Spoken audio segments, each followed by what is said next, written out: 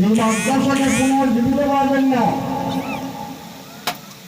পাগড়ি আছে, পাঞ্জাবি আছে, লম্বা নামাজ পড়ে না, এই মাদ্রাসার অবস্থা হয়েছে, এই মাদ্রাসার অবস্থা হয়েছে।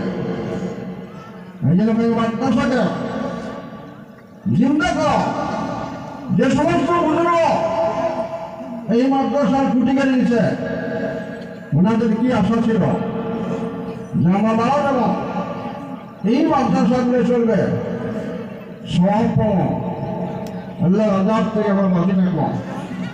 আমরা পাবলিক 1 টাকা 2 টাকা 100 200 করে ধান দেয় কেন দেয়? ফলো করে নাজাতের জন্য, ফলো করে যাতে আল্লাহ জাহান্নামে না দেয়। কিন্তু আজকে দেখা যায় চালা হয় মাদ্রাসা পড়া নাই, মাদ্রাসা ছাত্র নাই। মানে আপনাদের কাছে অনুরোধ করলাম, আমরা সিনিয়র মানুষ হিসেবে, সিনিয়র আলেম হিসেবে, মুরব্বী হিসেবে এই জায়গা পার্শ্ববর্তী মাদ্রাসার মেহরবানি আছে, পার্শ্ববর্তী মেহরবানি ফরমানি আছে। মাদ্রাসা পূর্ণরূপ দেওয়ার জন্য ছাত্র দেন এবং ওস্তাদগুলার কেয়ার করে লক্ষ্য দেন যে ওস্তাদ খালি কালেকশন করবে না, পড়া পারবে, এটা লক্ষ্য দেওয়ার ব্যাপার।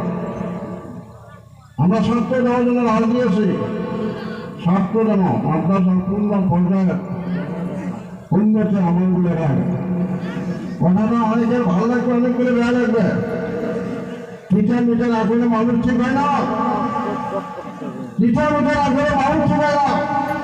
কেন মাদ্রাসা অবস্থায় ব্যাপার, মাদ্রাসা কেন বানিয়েছে?